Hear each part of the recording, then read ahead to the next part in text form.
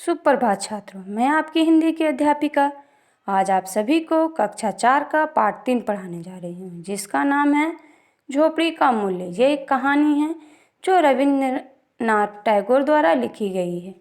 आइए इस कहानी के बारे में हम जानें कि किस प्रकार इस कहानी को आगे बढ़ाया गया है। तो इस कहानी के माध्यम से अमीरी गरीबी के देशभाव को भूलकर सभी के साथ समान व्यवहार करने की प्रेरणा दी गई है और असहायों की सहायता करने के लिए हमें प्रेरित किया गया है। जैसे किसी भी व्यक्ति या इंसान के लिए गरीबी अत्यधिक निर्धन होने की स्थिति है।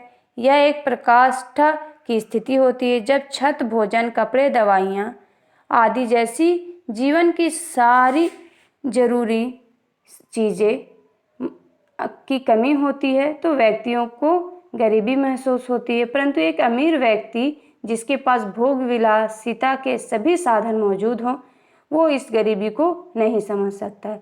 धनी लोग गरीबी का अर्थ नहीं जानते, वह तो सिर्फ जानते क्या हैं कि किस प्रकार वो अपनी ज़रूरतों को पूरा कर सके, और गरीबी वही व्यक्ति जान सकता है जिसने गरीबी देखी है। तो आइए इस पाठ के आधार पर हम जानें कि किस प्रकार गरीब लोग और गरीबी के बारे में हमें बताया गया है। तो काशीनगर की रानी का नाम था करुणा। काशीनगर एक राज्य था जिसकी रानी का नाम था करुणा। राजवंश में वो पैदा हुई थी। पली बढ़ी दास दासियां हर समय सेवा के लिए तैयार रहते थे। जिस चीज़ की ज़रूरत होती थी वहीं तुरंत उन्हें मिल जाती थी। उन्हें किसी प्रकार का कोई भी कमी ना था। उनके सुख की कोई सीमा ना थी। वे जानती भी ना थी कि दुख क्या है। वे सुंदरता में अद्वितीय थी और वो इतनी खूबसूरत थी कि उनका कोई मुकाबला नहीं कर सकता था। तो इस प्रकार वो एक अमीर व्यक्ति की ज़िंदगी व्यतीत कर रही थी। एक बार माघ का महीना था, भयंकर ठंड पड़ रही थी। एक दिन रानी ने वरुणा नदी में स्नान करने का निश्चय किया। माघ के इस भयंकर ठंड में रानी ने निश्चय किया कि वो वरुणा नदी में नहाने जाएंगी। रानी का निश्चय जानकर राजा ने आज्ञा दे दी कि वरुणा की ओर जाने वाली सभी मार्ग जो भी रास्ता वहां से गुजरता है उसको रोक दिया जाए और घाट को खाली करवा दिया जाए। आज्ञा होते ही सभी मार्ग रोक दिए गए और घाटों को खाली करवा दिया गया। नदी के तटों पर झोपड़ियां में रहने वाले भी उन्हें छोड़कर चले गए। अपनी 100 सखियों के साथ रानी स्नान के लिए घाट पर पहुंची। नदी तट पर उनकी हंसी मजाक की ध्वनि ही गूंज रही थी। पूरब से सूर्य निकल रहा था। सुबह का वक्त था और पूरब से सूर्य निकल रहा था।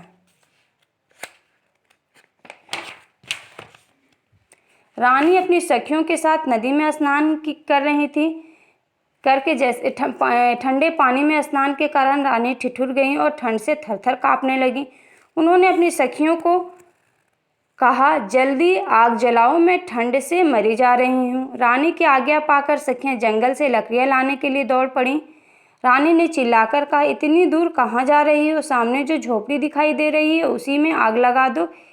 एक सखी ने कहा, ऐसा न करें महारानी, ना जाने किस गरीब की झोपड़ी होगी। झोपड़ी जल जाने पर वो बेघर हो जाएगा। इस ठंड में वो बेचारा कहाँ रहेगा?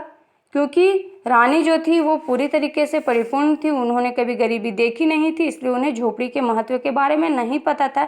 मगर उनकी सखी उस झोपड़ी के बारे में बताती है कि अगर झोपड़ी जल जाएगी तो कोई गरीब जो बेचारा वो बेघर हो जाएगा, वो इस ठंड में कहाँ रहेगा। यह सुनकर रानी को बहुत गुस्सा आता है। वो बोलती हैं, तुम्हें फूस की इस झोपड़ी की चिंता, पर मेरी आज्ञा का तुरंत पालन करो। सखियों ने झोपड़ी में आग लगा दी। झोपड़ी धू-धू करके जल उठी क्योंकि वो झोपड़ी फूस की थी। आग की चिंगारियां दूसरी झोपड़ी पर गिरने लगी। थोड़ी ही देर में आग फैल गई और धीरे धीरे नदी तट की सभी झोपड़ियां जलकर राख हो गई। ठंड से कांपती हुई रानी को आग की गर्मी बहुत अच्छी लगी। आग तापकर वे अपनी सखियों के साथ राजमहल लौट आती हैं। अगले दिन जब काशीराज अपने दरबार में बैठते हैं तो जिन लोगों की झोपड़ियां रानी ने जलवा दी थी वे आ पहुंचते हैं। उन्हें राजा को अपनी दुख भरी कहानी सुनाई।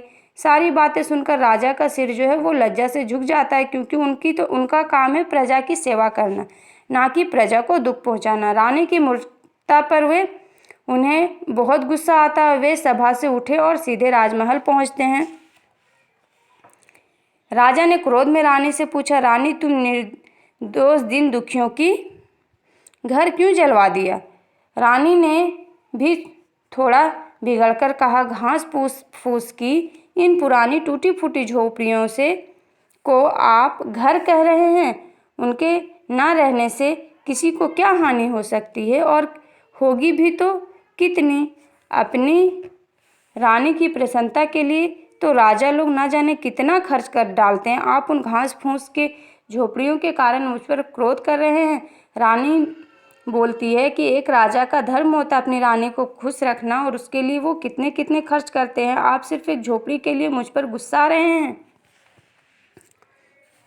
राजा बोले, जब तुम रानी हो तब तक गरीब की झोपड़ियों का मूल्य नहीं समझ सकती, मैं तुम्हें समझाऊंगा। और राजा ने दासियों को आदेश दिया कि रानी के राजसी वस्त्र और आभूषण उतार लिए जाएं और उन्हें साधारण वस्त्र पहना दिया जाए। दासियों ने आज्ञा का तुरंत पालन किया और उन्होंने वैसा ही किया। राजा रानी को राजमहल से बाहर ले गए और बोले, जाओ दीन बनकर घर घर भीख मांगो, यानी एक गरीब भिखारी बनकर तुम घर घर भिक्षा मांगो। तुमने अपने क्षण भर के सुख के लिए जिन झोपड़ियों को जलवा दिया था उन्हें तुम्हें बनवा कर देना होगा। और उन्होंने आज्ञा दिया कि जो तुम अपने पल भर की खुशी के लिए तुमने जिस झोपड़ी को जलवाया था उसे तुम्हें ही बनवाना होगा। इसके लिए मैं तुम्हें 1 वर्ष का समय दे रहा हूँ। 1 वर्ष बाद आकर बताना कि गरीब की झोपड़ी का क्या मूल्य होता। और इस प्रकार उन्होंने रानी को गरीब की झोपड़ी का मूल्य समझाने की कोशिश की। 1 वर्ष तक रानी दीन भिखारिन की तरह रही। 1 वर्ष तक वो रानी पूरी तरीके से एक गरीब भिखारिन की तरह गुजारती है। उन्होंने गर्मी, सर्दी और वर्षा को सहा। 1 वर्ष तक कठोर परिश्रम करने के बाद रानी को एक झोपड़ी का वास्तविक मूल्य समझ में आ गया कि एक गरीब व्यक्ति के लिए उसका झोपड़ी कितना मायने रखता है। राजा उन्हें फिर आदरपूर्वक अपने राजमहल में ले आते हैं। तो इस प्रकार उन्होंने अपनी बेटी रानी को इस प्रकार उन्होंने अपनी बेटी को गरीबी का महत्व समझाया कि किस प्रकार एक व्यक्ति के लिए, एक गरीब व्यक्ति के लिए उसके घर का कितना महत्व होता है। जब तक हम रईसी में, अमीरी में जीते हैं हमें उसका अनुभव नहीं होता है, मगर एक दीन दुखियों का दर्द समझने के लिए हमें उसके हालातों को और उसके रोज़मर्रा की ज़रूरतों को समझना होगा, तभी हम उसके हालात को समझ पाएंगे। तो आशा करती हूँ छात्रों कि आप सभी को ये पाठ अवश्य समझ में आया होगा। धन्यवाद।